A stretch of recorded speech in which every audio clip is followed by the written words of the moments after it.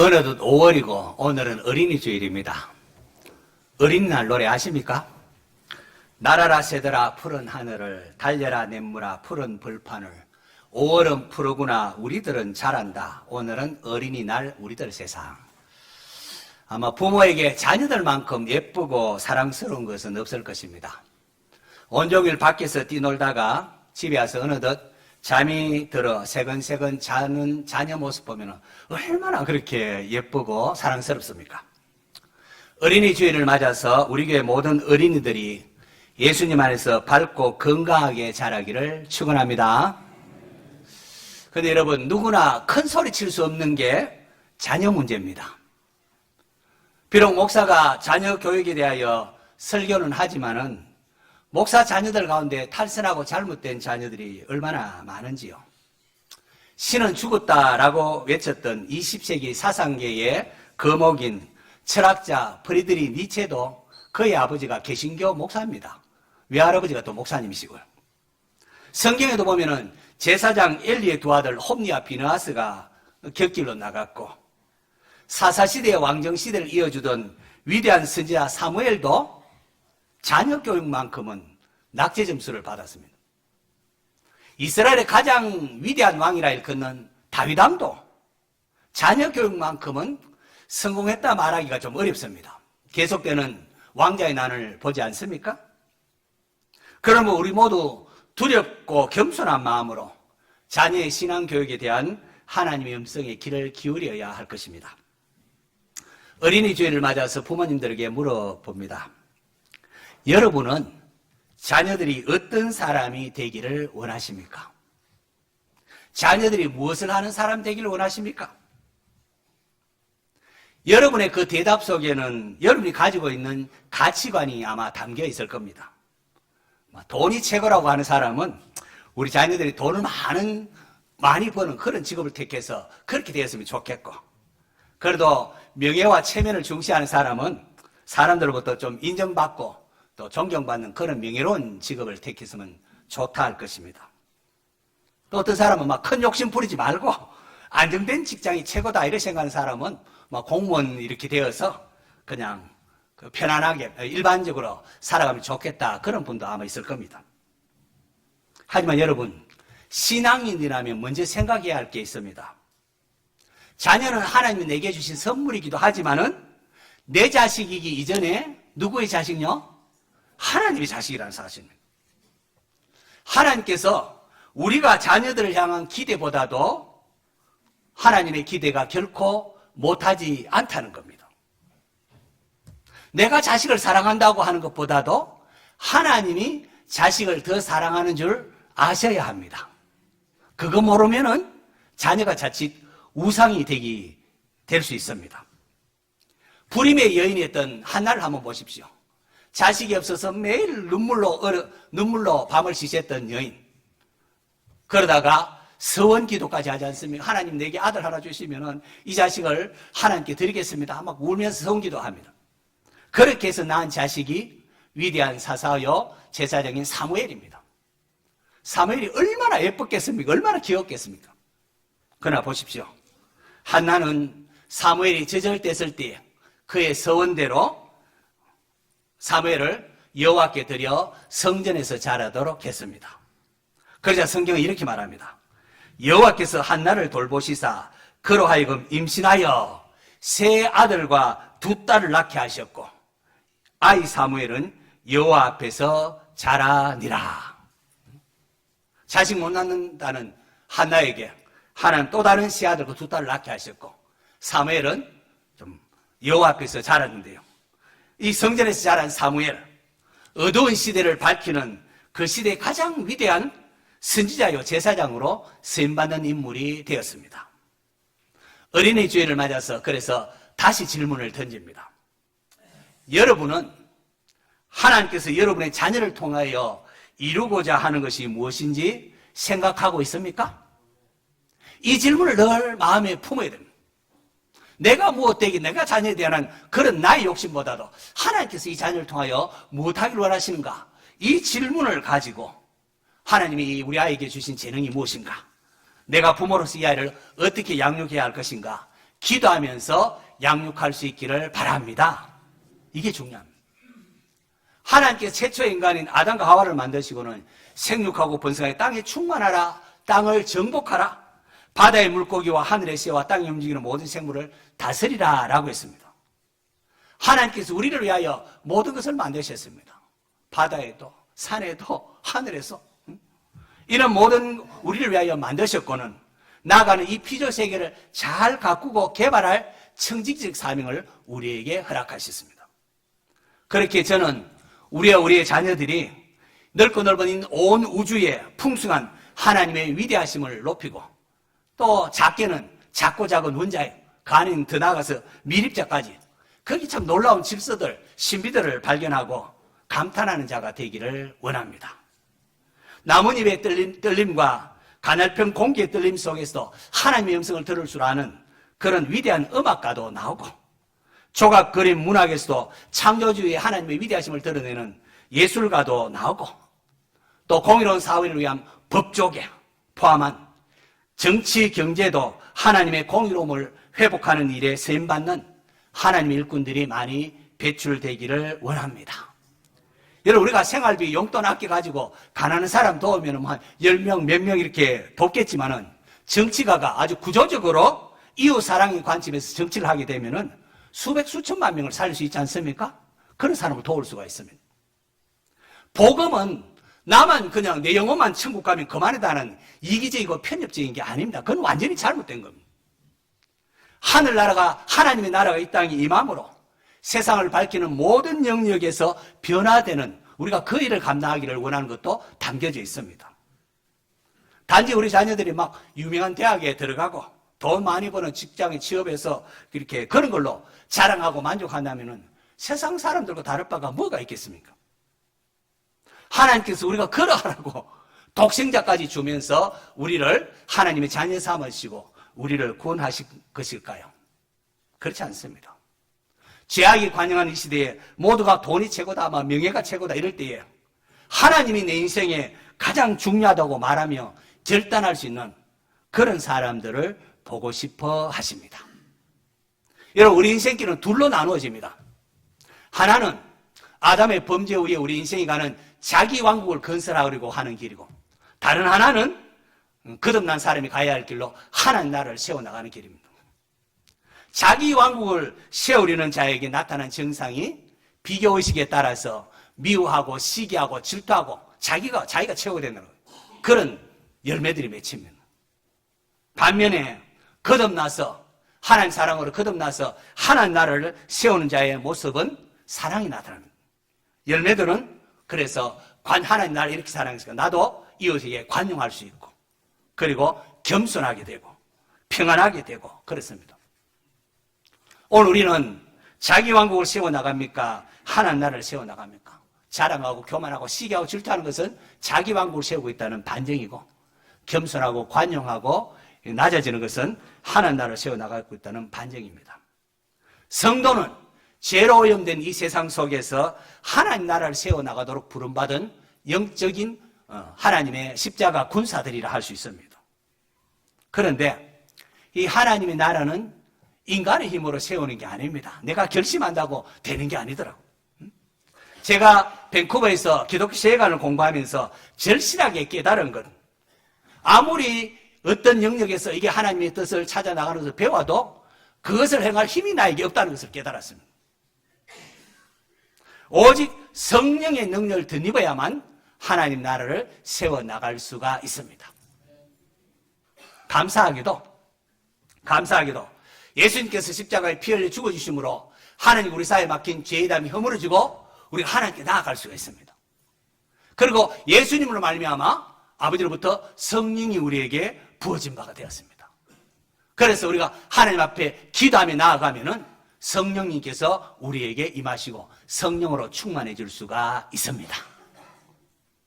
성령님께서는 말씀을 통하여 역사하시기 때문에 기도하고 말씀을 가까이 하면은 성령의 능력을 덧입어서 세상을 이길 힘을 얻습니다. 유혹을 이기고 하나님 나라를 세워나가는 능력이 주어지는 겁니다. 할렐루야. 출애굽한 이스라엘, 하나님이 주시라고 한 적과 꿀이 흐르는 가나안 땅을 발 앞에 두고 있었습니다. 출애굽한 지 40년의 세월이 흘렀습니다. 가나안을 목전에 둔 모세가 출애굽 2세대들에게, 이제 가나안에 들어가는 자들에게 가슴에 꼭 남기고 싶은 말을 하는데, 그것이 오늘 본문 신명기 6장 4절과 5절, 우리 같이 한번 읽어볼까요? 시작.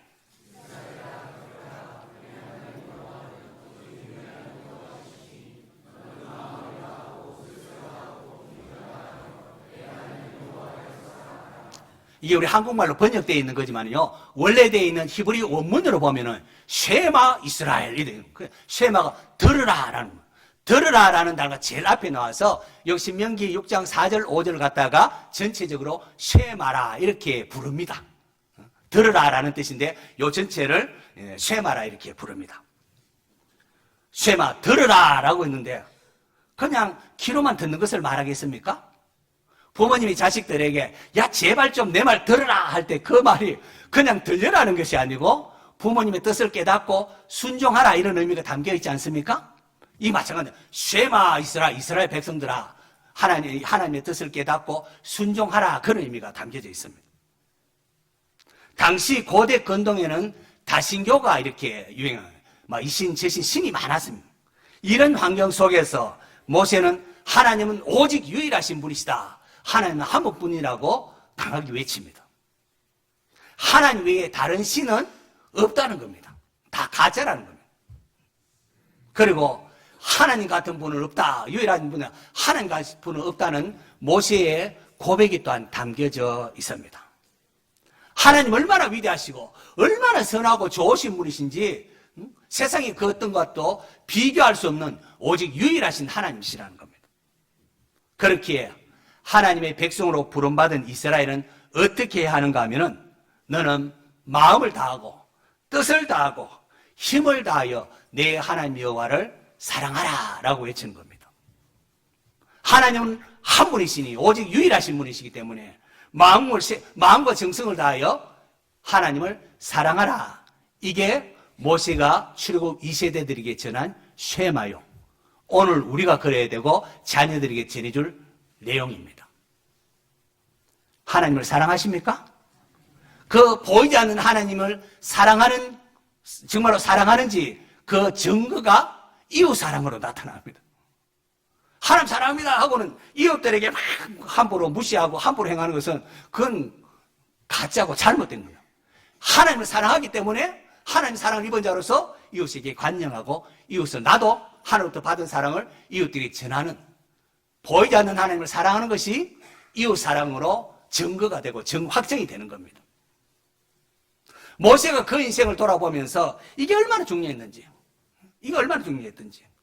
이 말씀을 너는 마음이 새기고 내 자녀들에게 부지런히 가르치며 집에 앉았을 때든지 길을 행할 때든지 누워있을 때든지 일어날 때든지 이 말씀을 강론할 것이며, 여러분 집에 앉았을 때 또 길을 나갈 때요 또 일어날 때든 누웠을 때든지 얼마나 중요했으면 이것을 가르치고 강론하라고 강조하는 것일까요?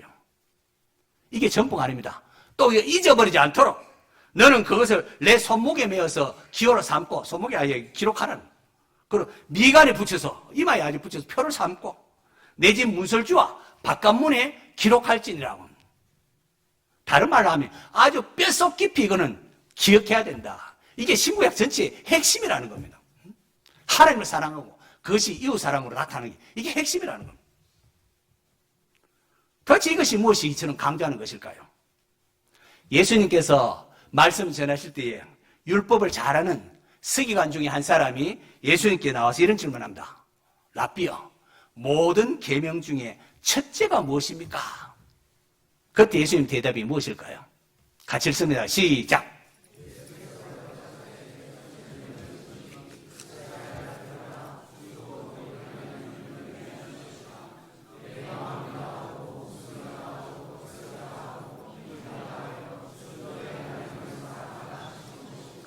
여기 보면 이스라엘아 들으라, 쉐마 이스라엘입니다. 우리 하나님은 유일한 분이시니까 마음을 다하고 거기다가 목숨을 다하고 더 의미를, 목숨을 다하고 뜻을 다하고 힘을 다하여 주 너희 하나님을 어떻게 하라고요? 사랑하라 하신 것이다. 모든 계명이 이거라는 거예요. 하나님 사랑하는 거. 이것이 우리에게 확정되는 게 뭐로 나타난다고요? 둘째는 그와 같으니 내 이웃을 내 몸같이 사랑하라로 나타나는 겁니다. 오늘 우리는 자녀들에게 참 말도 많이 하고 잔소리도 많이 합니다. 응? 밥 먹어라, 공부해야지, 핸드폰 좀 그만해라, 일찍 좀 자거라. 근데 한번 생각해 보십시오. 우리가 신앙인인데요, 우리의 자녀에게 가장 중요하게 반복해서 들려주어야 할 말이 무엇이겠습니까? 하나님은 한 분이십니다. 하나님 같은 분이 없습니다. 우리는 하나님의 것으로 매일 숨쉬며 살아가고 있지 않습니까? 우리가 숨쉬는 공기 누구 것입니까? 마시는 물 누구 것입니까? 생명을 가능하게 하는 햇빛은 또 누구 것입니까? 매일매일 먹는 일용할 양식 그거 누구 것입니까? 이 모두가 하나님의 것입니다. 하나님의 것을 가지고 매 순간 살아가면서 이런 하나님과 대적하면서 반역해서 스스로 주인 행세하겠다고 하나님처럼 되겠다고 했던 우리로 인하여 하나님과 관계가 단절이 되고 영혼이 죽게 될 우리 아닙니까? 이런 우리를 위하여 독생자까지 내어주시면서 구원하신 사랑의 하나님이십니다. 구원받은 백성들, 광야와 같은 세상 살아갈 때에 천국 가는 그날까지 우리를 지키시고 보호하시고 아무도 우리의 구원을 빼앗을 수 없도록 보호하시는 분이 바로 하나님이십니다. 여호와 같은 분이 없습니다, 여러분. 그 하나님을 마음을 다하고 목숨을 다하고 뜻을 다하여 힘을 다하여 사랑하시기 바라고 나아가서 그것을 우리의 자녀들에게도 가르칠 수 있기를 바랍니다. 사사기를 읽으면서 사사기에 돌고 도는 이스라엘 백성을 모습 보면서 충격받은 적이 있습니다. 우리 시대에 아무리 대단한 일을 이루고 교회가 부흥하고 또 교회다운 아름다운 교회를 만들었다고 한들 다음 세대가 신앙으로 이어받지 못하면은 모두가 무너지는 것 아니겠습니까? 사사기 2장 7절에 보면은 백성이 여호수아가 사는 날 동안과 여호수아 뒤에 생존한 장로들 곧 여호와께서 이스라엘을 위하여 행하신 모든 큰 일을 본 자들이 사는 날 동안에 여호와를 섬겼더라. 모세가 막 출애굽 2세대들에게 쉐마를 얼마나 강조했던지 아마 그랬을까요? 출애굽 2세대들 가나안에 들어가서 사는 동안 첫 번째는 여호와를 섬겼습니다. 그런데 성경은 곧이어서 가나안에 들어갔던 여호수아가 죽고 여호수아와 함께 가나안 정복전에 참여했던 한 세대 사람이 세상을 떠나고 난 후에 그 후에 일어난 다른 세대는 여호와를 알지 못하며 여호와께서 이스라엘을 위하여 행하신 일도 알지 못하였더라. 결국 사사기의 그 돌고 도는 이스라엘이 또 여호와께 범죄하여 또 여호와께 범죄하여 이 역사의 악순환은 신앙 교육이 다음 세대에 제대로 전해지지 못했기 때문이었습니다. 여러분, 여호수아와 그 지도력 아래 가나안에 입성했던 출애굽 2세대들 정복 전쟁하면서 땅을 차지하고 목숨 걸고 전쟁하고 또 새로운 땅에 왔으니까 집도 지어야 되고 해야 될 일이 좀 많았겠습니까? 그러다 보니까 자녀들의 신앙 교육을 힘쓰기를 아마 어려웠을 겁니다. 하지만 그 결과가 어떻게 됐습니까? 신앙의 대가 제대로 이어지지 못하니까 끊임없이 하나님께 범죄하고 징계를 받아야 하는 슬픈 역사로 이어지고 말았습니다. 오늘 우리도 마찬가지입니다. 먹고 살기 바쁘느라 이런 핑계 저런 핑계 대며 자녀들의 신앙교육을 방치하고 있지는 않는가 하는 겁니다. 저도 그렇죠. 저도 밴쿠버에서 공부도 하랴, 유학 가서 공부도 하랴, 또 이민 목회도 하랴. 이렇게 하느라 너무 지치고 해서 자녀들의 신앙교육이 좀 많이 소홀해서 아직도 미안하게 생각합니다. 우리 자녀들 나도 교인들 자녀처럼 되면 좋겠다. 이런 말을 할 정도니까 제가 얼마나 미안한지요. 마태복음 10장에 보면은 자녀들에게 예수님께 안수받고 축복하도록 데려온 부모들이 있습니다. 제자들이 이러한 부모를 꾸짖습니다. 예수님 지금 어른들 상대하기도 좀 바쁜데 자녀들까지 데려와서 힘들게 하면 어떻게 하냐고 막 꾸짖었습니다. 그때 예수님께서 어떻게 하셨는지 아십니까? 자, 같이 읽습니다. 시작.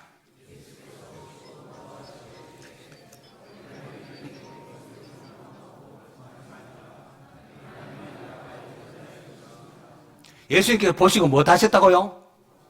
노하셨다. 여러분, 예수님은 쉽게 노하시는 분이 아니십니다.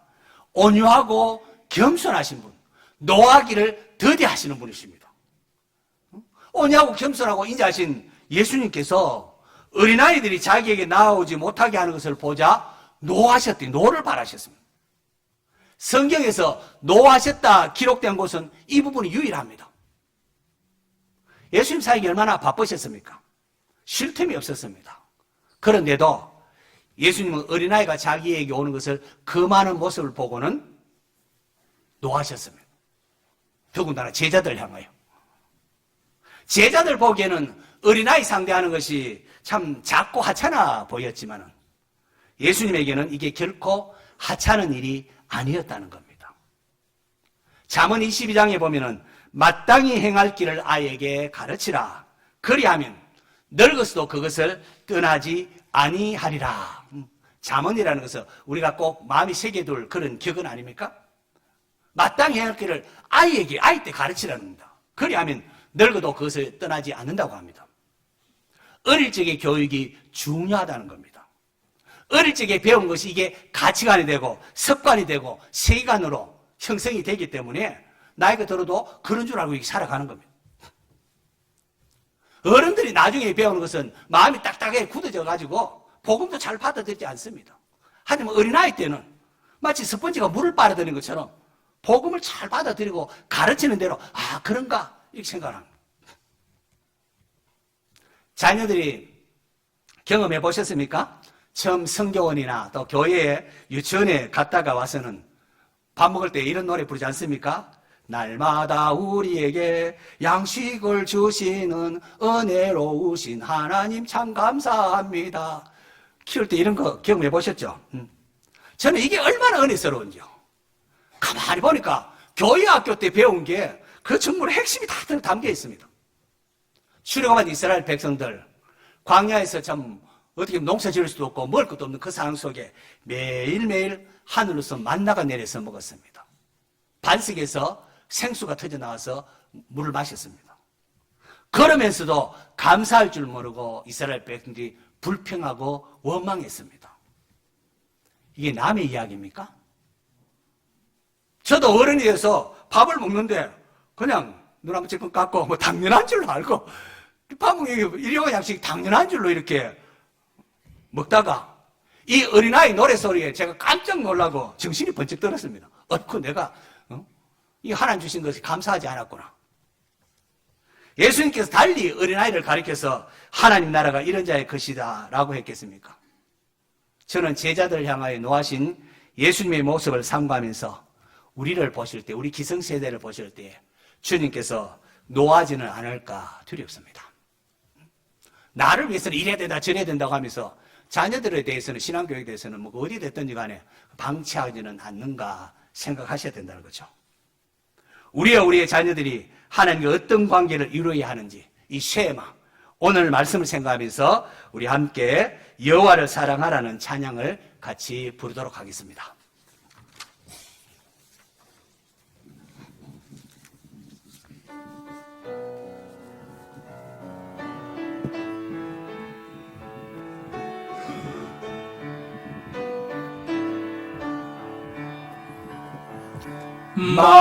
마음을 다하고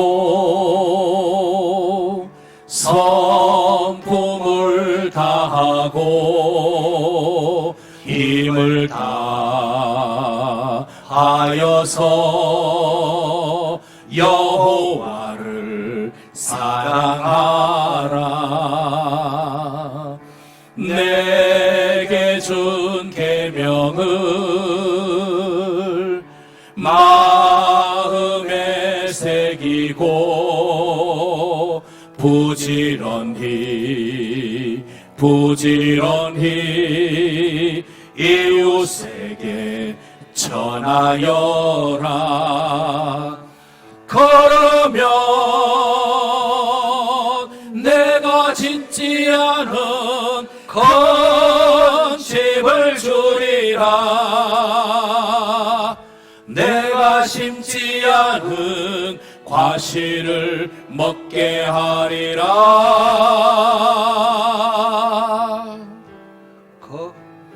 그러나 한 가지 잊지는 말아라. 죄인된 우리를 구원하신 여호와를 한 번 더 불러볼까요? 마음을 다하고 성품을 다하고 힘을 다하여서 여호와를 사랑하라. 내게 준 계명을 마음에 새기고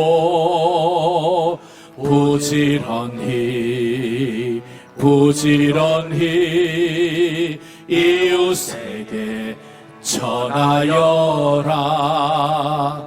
그러면 내가 짓지 않은 큰 집을 주리라. 내가 심지 않은 과실을 먹게 하리라.